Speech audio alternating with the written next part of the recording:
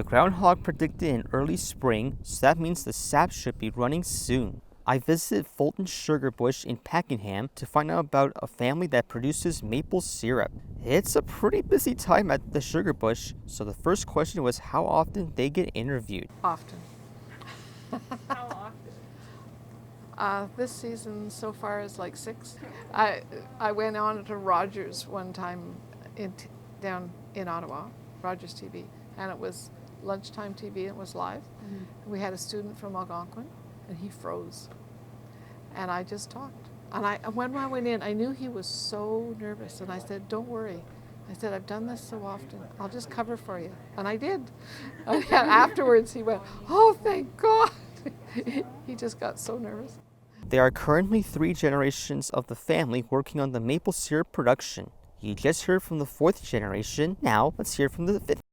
Ever since the day I was born, I have worked here on the farm. I'm actually the syrup producer, so I'm the 5th generation, and I produce the maple syrup, look after the forest, do a lot of forestry work, and that's kind of my main role for being here. We're completely dependent on the weather, and also working in the forest, the conditions can be very tough. And then there's always a lot of chainsaw work, and it's physical work. You know, it's a big job, and that is a huge challenge for us. We want people to come here and learn how food is made and how food is produced, and just so they can learn a bit more about nature and not think all food just comes from a grocery store. My name is Brenda Dugo. I do a little bit of everything. Make some candy, I make maple luscious here, I make our lip balm, and I help in the sugar camp with the boiling and bottling of the syrup. It's a lot of fun. It has its own challenges. There's always something to do. There's always something different. We spend a lot of late nights together in the sugar camp when we are in production. I like being outside. I like having the open spaces and the forest surrounding us and not being cooped up in an office every day.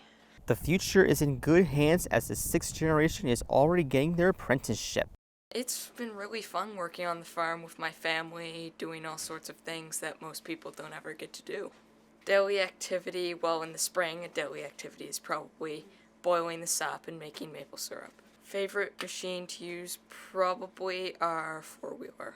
We use pipelines, so we don't need to collect sap using buckets, but I do use the 4-wheeler to check the pressure at the pump house.